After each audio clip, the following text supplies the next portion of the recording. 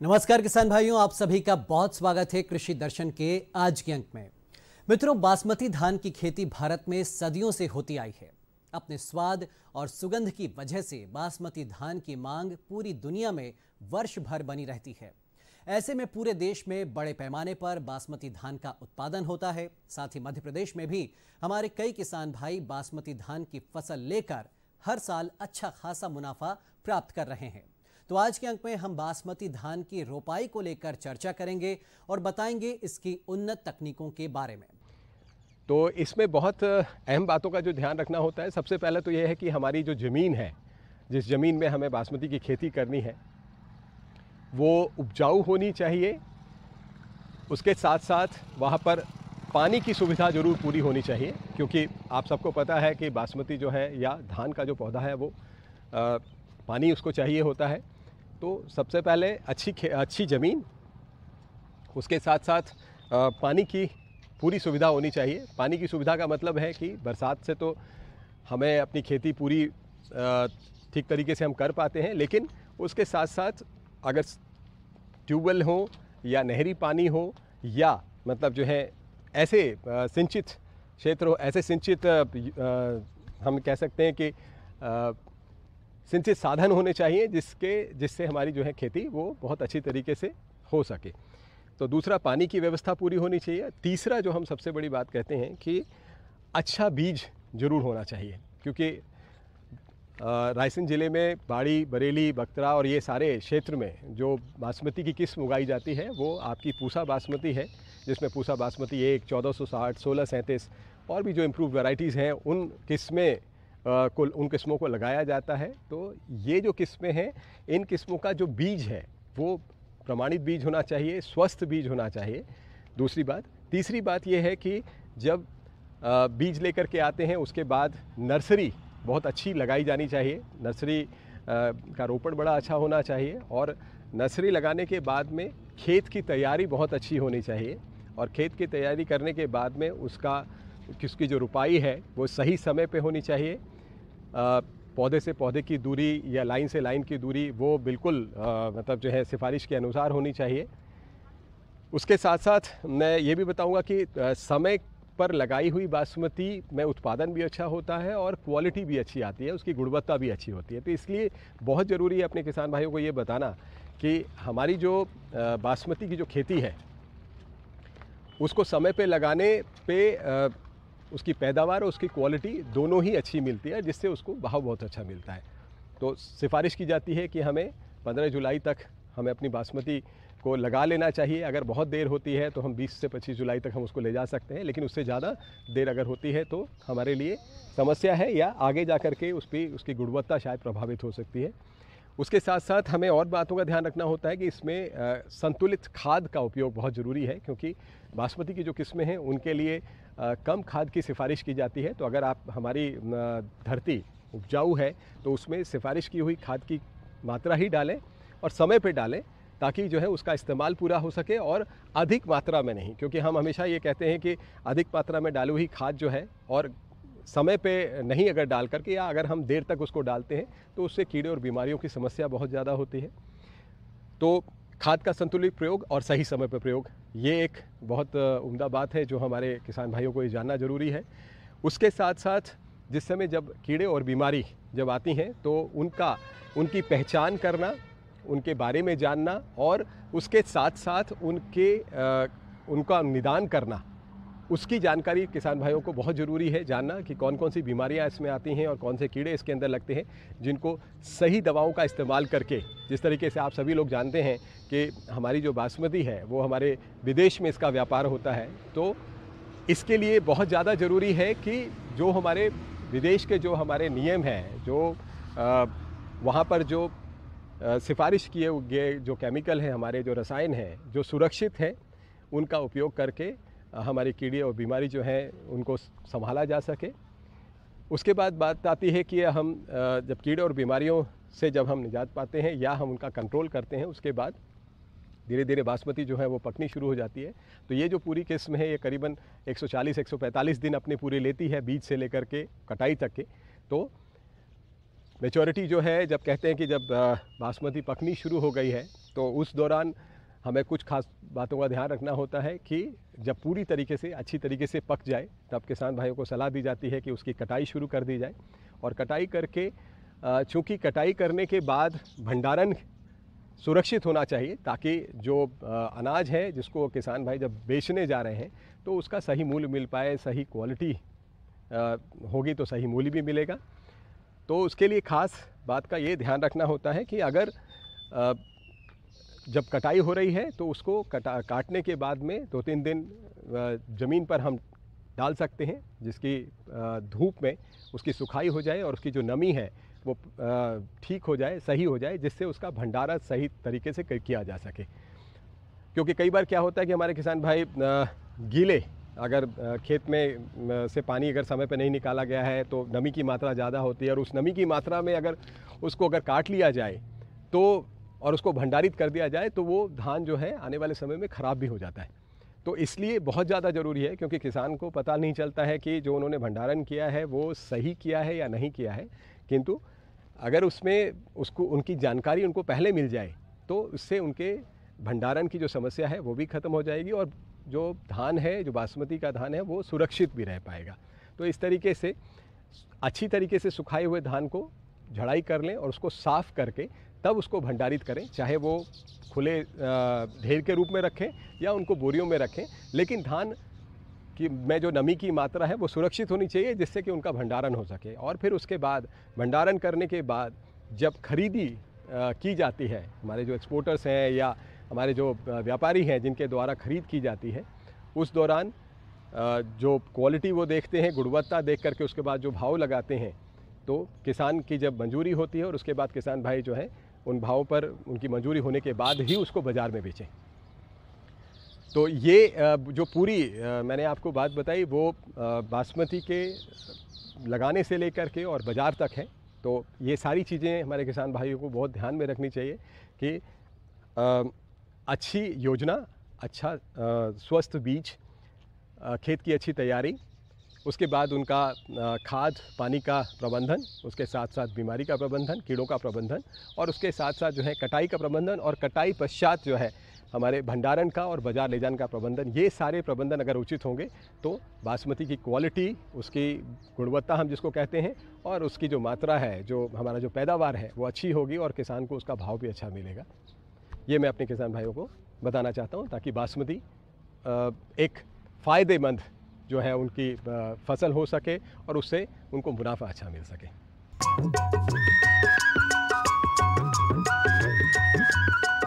अरे सुन तो। मुझे क्या सुनाना चाहते हो? जो सुनाओ मेरी सौतन को। किसको? अरे वही तुम्हारा मोबाइल फोन जिससे सुबह शाम दिन रात चिपके रहते थे और कहते थे किसान कॉल सेंटर से बातें हो रही हैं। अच्छा ये बात है। हाँ क्यों, क्या हुआ? अब बात नहीं होती क्या? अब तो झट से बात हो जाती है। संबंधी समस्याओं का अपनी भाषा में तुरंत हल पाने के लिए पूरे भारत में किसी भी फोन से हेल्पलाइन नंबर पर संपर्क करें। किसानों का दोस्त किसान कॉल सेंटर।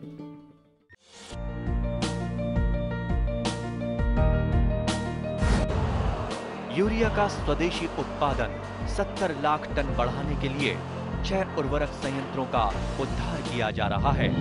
FCIL के गोरखपुर, सिंदरी, तलचर और रामागुंडम संयंत्र, HFCL की बरौनी इकाई और BVFCL की नामरू फोर्थ। सोने पर सुहागा ये है कि देश में अब बनेगा सिर्फ नीम लेपित यूरिया, क्योंकि इससे होगा किसानों का फायदा ही फायदा। अनाज का उत्पादन 10% तक बढ़ेगा। बढ़ेगी 10 से 15% नाइट्रोजन क्षमता।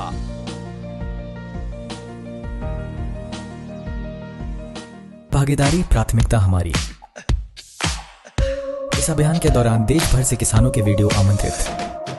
प्रगतिशील भारत के 75 साल और किसानों के गौरवशाली इतिहास और उनकी उपलब्धियों का प्रदर्शन किसान वीडियो प्रतियोगिता द्वारा।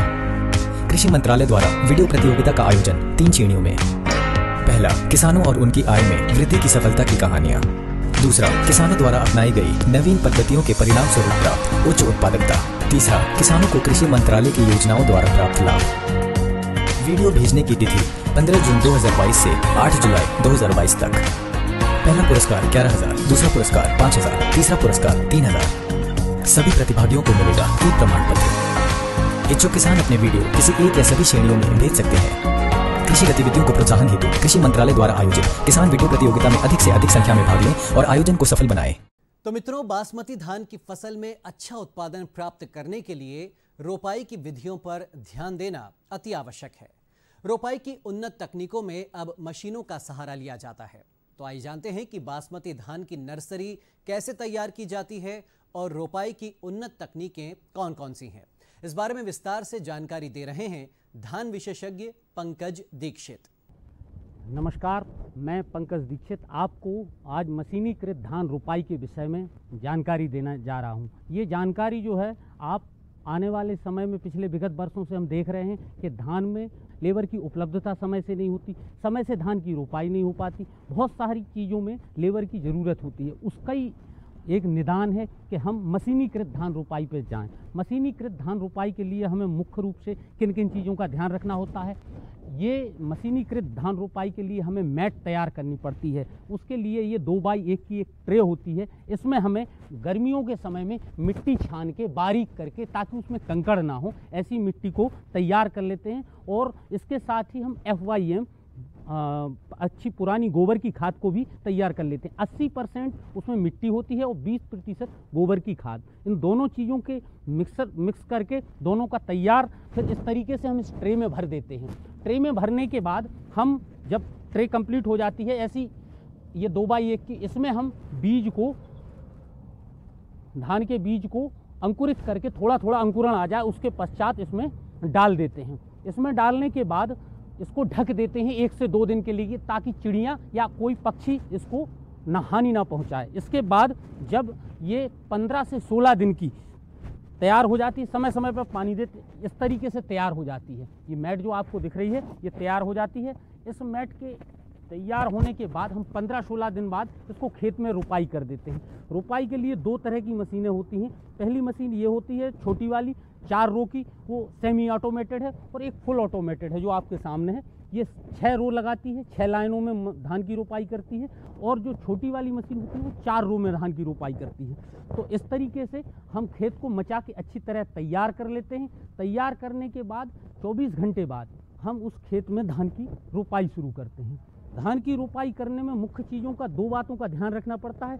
एक तो धान का जो रोपा होता है वो 15-16 दिन का होता है, तो लंबाई में कम होता है। इसलिए धान के जो मचा हुआ खेत है उसमें पानी का जो लेवल है वो 1 से 2 इंच से ज़्यादा ना हो। इसके अलावा धान का खेत समतल हो, ताकि रोपाई अच्छे तरीके से की जा सके। तो हमारे किसान भाई जैसे तैयार करते हैं धान का खेत, उसके बाद उसमें मचाई करने के बाद उसमें ये 24 घंटे बाद धान की रोपाई में मुख्य रूप से हमें कुछ बातों का विशेष रूप से ध्यान रखना है। आप पहले मशीन जब खेत में ले जाते हैं या चलाते हैं, उसके पहले मशीन की एक बार अच्छे से जांच कर लें कि मशीन में ऑयल और तेल सारी चीज़ों की जांच करने के बाद इसमें जो रोपा है इसमें रखने के भी स्थान बनाए गए हैं, उनको रख लें। साथ में इसके साथ जो ड्राइव करने के लिए आप स्वयं ड्राइव कर सकते हैं। इसके साथ में ये जो आप बगल में देख रहे हैं ये सिंबल, इसके साथ ये निशान बनाता हुआ चलता है, इसके ही हिसाब से रोपाई होती है। ये इंडिकेशन है, इसके मिडिल में ही आपको मशीन को ऑपरेट करना है। मशीन के बीच में भी सिंबल दिया हुआ है। तो इस बातों का और पानी का और खेत के समतलीकरण का, इन 2 चीज़ों का बेहद ध्यान रखना है कि आपका खेत पूरी तरह अच्छे तरीके से समतल हो। और फर्टिलाइज़र जो भी किसान देना चाहें, फास्फोरस फर्टिलाइज़र, पोटास फर्टिलाइज़र, उनका प्रयोग वो मचाई के समय ही कर दें, उसके बाद ना करें। क्योंकि जब आप मशीन से धान लगा रहे हैं तो जो फास्फोरस उर्वरक है वो जड़ के पास ही रहे तो वो सही जगह पे पहुंच जाता है। और आप फिर उसके बाद इसमें सुडोमोनास का स्प्रे करके, और सुडोमोनास फ्लोरेसेंस का 15 से 20 ml प्रति किलो बीज के हिसाब से आप इसमें स्प्रे कर सकते हैं। और उसके बाद इसकी रोपाई आप करें। रोपाई में आप ये ध्यान रखें कि आपको पौधे से पौधे की दूरी जो भी आप रखना चाहें, 15 सेंटीमीटर इसका स्टैंडर्ड है, उसी के हिसाब से आप धान में 15 सेंटीमीटर प्रति पौधे से प्रति पौधे की दूरी और 25 सेंटीमीटर लाइन से लाइन की दूरी, ये आप लाइन से लाइन की दूरी चूँकि मशीन में फिक्स होती है, पौधे से पौधे की दूरी में आप संख्या बढ़ा सकते हैं। और ये मशीन एक स्थान पर 2 पौधों का ही एक जगह रोपाई करती है। इसलिए यदि एक पौधा किसी कारणवश खराब हो जाए या पौधा मिट्टी में गल जाए या ढंग से जड़ न पकड़ पाए तो दूसरा पौधा उस जगह को ले लेता है। इसलिए ये 15 से 16 दिन के होने के कारण इसमें टेलरिंग बहुत होती है। जो नंबर ऑफ इफेक्टिव टिलर्स हैं वो इस रोपी हुई धान में बहुत होते हैं। तो इसका उत्पादन भी साधारण जो हाथ से लगाई हुई धान है वो मशीनीकृत धान, इनमें लगभग 20 से 25% तक का उत्पादन में अंतर देखने को मिला है।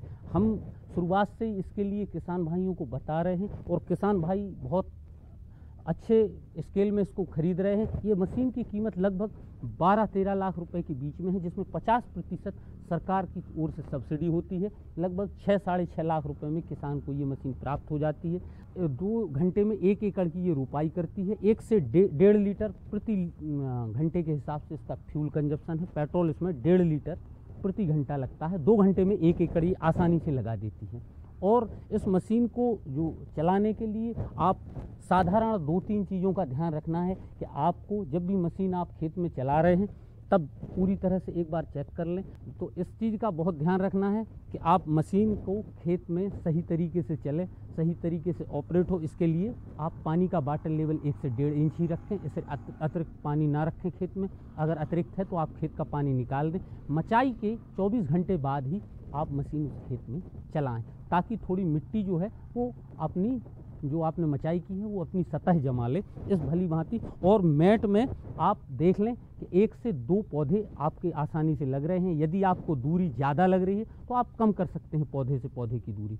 तो इस हिसाब से आपके 1 एकड़ में 1,40,000 पौधों की रोपाई हो जाएगी। और आपका जो उत्पादन है जो धान का वो लगभग 50 से 60 क्विंटल प्रति हेक्टेयर आपका उत्पादन बहुत आसानी से मिल जाएगा।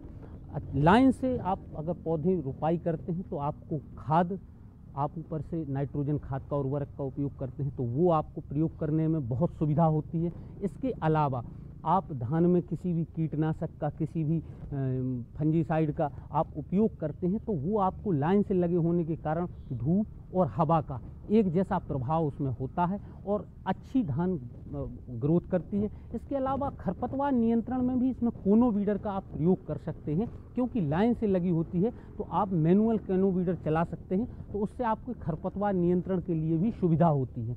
तो इन 3-4 बातों का आपको विशेष मुख्य रूप से ध्यान रखना है। तो ये जो मशीन की धान है इसमें आपको sunlight, aeration, fertiliser application, pesticide, इन सारी बातों की बहुत ज़्यादा सुविधा मिलती है। तो आप देखेंगे अभी कुछ समय बाद मशीन को ऑपरेट कैसे करते हैं। तो इस तरीके से हम अगर खेत में मशीन का उपयोग करते हैं तो हम धान के उत्पादन में और वृद्धि कर सकते हैं। और जो आने वाली लेबर की समस्या है हमारे यहाँ हर साल आती है, उसको भी आप बहुत हद तक कम कर सकते हैं।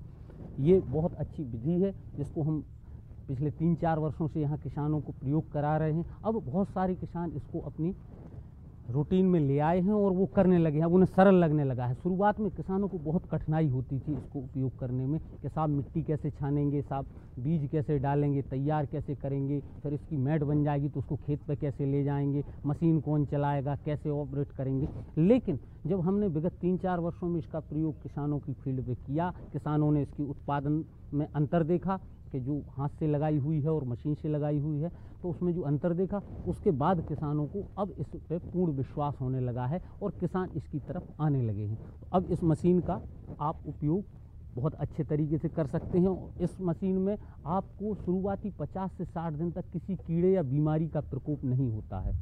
शुरुआती 50-60 दिन में किसी भी तरीके का कोई कीड़ा, कोई बीमारी इस फसल में नहीं आती है, क्योंकि एक तो रोपा भी छोटा होता है, टिलर्स भी, और प्रॉपर तरीके से रो में प्रॉपर तरीके से वो लाइन टू लाइन पौधे लगे हुए होते हैं।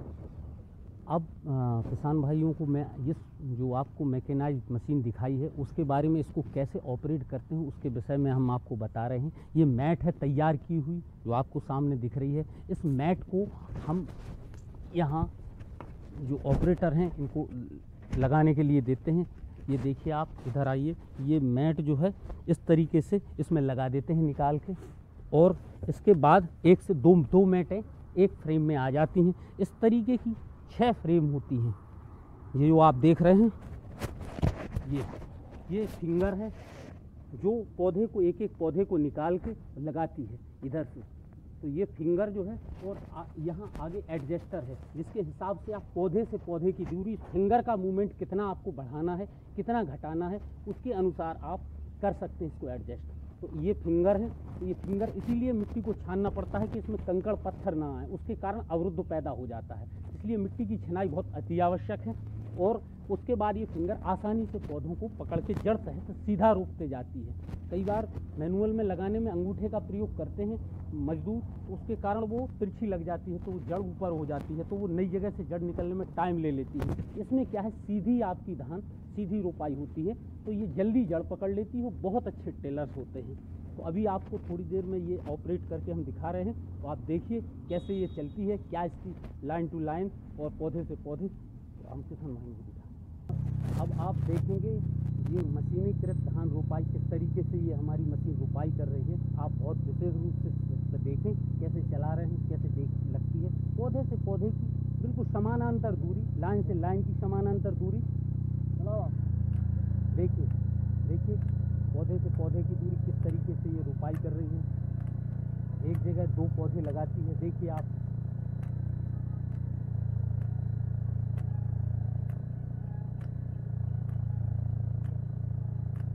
15-16 दिन की ये नेट है। 16 दिन में ये खेत में ट्रांसप्लांट करने लायक हो जाती है। देखिए आप। तो मित्रों, आज के अंक में इतना ही। हमें पूरी उम्मीद है कि जो जानकारी आज हमने आप तक पहुंचाई वो आपके ज़रूर काम आएगी। इसका आप खेती किसानी में भरपूर फ़ायदा उठाएंगे। अगले अंक में हम फिर हाजिर होंगे खेती किसानी से जुड़ी ऐसी ही नई नई जानकारियों के साथ। तब तक के लिए दीजिए अनुमति। नमस्कार। नमस्कार किसान भाई बहनों, खबरें खेती में आपका स्वागत है। ये नज़र डालते हैं आज की कुछ प्रमुख खबरों पर। मशीन से चटाई नुमा पौध तैयार करने की विधि, अदरक की उन्नत खेती, प्राकृतिक खेती अपनाएं, आम की खेती, मध्य प्रदेश में नए किस्म का गेहूं तैयार। और अब खबरें विस्तार से। धान की यांत्रिक रोपाई के लिए चटाई नुमा नर्सरी की जरूरत होती है। धान रोपाई यंत्र द्वारा अच्छी रोपाई मुख्य रूप से चटाई नुमा पौध की गुणवत्ता पर निर्भर करती है। अतः अच्छी चटाई नुमा पौध तैयार करना आवश्यक है ताकि आसानी से रोपाई यंत्र की ट्रे में रखी जा सके।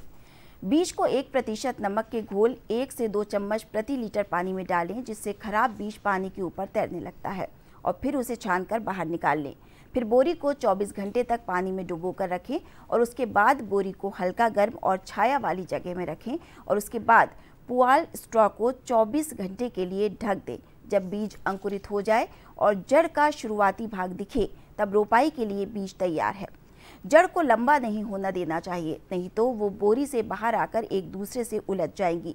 आमतौर पर गोबर खाद या वर्मी कंपोस्ट में 3 भाग मिट्टी के साथ अच्छी तरह मिलाया जाता है।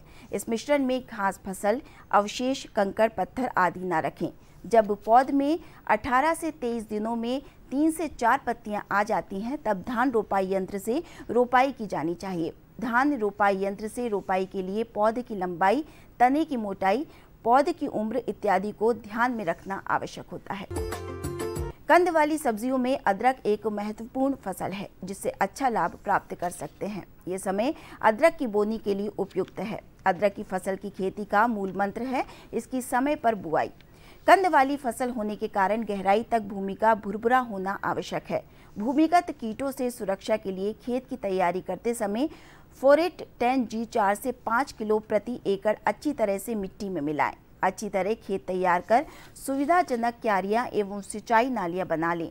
अदरक की उन्नत किस्में सुप्रभा, सुरुचि, सुरभि या स्थानीय किस्मों का चुनाव करें।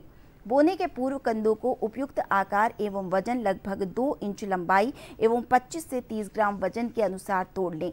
फफूंदनाशक क्रिलेक्सिल एवं मेकोजिब 64% 2 ग्राम प्रति लीटर पानी में घोल बनाकर कंदों को 1 घंटे तक डुबोकर उपचारित कर लें। फिर छाया में सुखाकर कूंडों में 25 से 20 सेंटीमीटर की दूरी पर रखकर मिट्टी में दबाएं। एक कूंड से दूसरे कूंड की दूरी लगभग 75 सेंटीमीटर रखें। कृषि विकास विभाग से प्राप्त सूचना अनुसार विभिन्न फसलों से संभावित रकबे को देखते हुए लक्ष्य निर्धारण कर आदान व्यवस्था की जा रही है। मौसम के बदलते परिदृश्य को देखते हुए पारंपरिक सोयाबीन की फसल के स्थान पर मूंग, उड़द, अरहर, मक्का, दलहन फसलों का क्षेत्रफल बढ़ाने के लिए कृषकों को प्रेरित किया जा रहा है। कम लागत वाली प्राकृतिक खेती करने के लिए भी कृषकों को प्रेरित करने एवं प्रशिक्षण देने के लिए योजना बनाई गई है। प्राकृतिक कृषि पोर्टल पर किसानों को पंजीयन कराया गया है। खरीफ फसलों की बोनी का समय करीब आ गया है। खरीफ वर्ष 2022 में फसलों की बोनी के लिए पर्याप्त मात्रा में रासायनिक उर्वरक यूरिया, DAP, NPK, कॉम्प्लेक्स एवं सिंगल सुपर फॉस्फेट का भंडारण सेवा सहकारी समितियों में एवं निजी संस्थाओं में किया जा चुका है।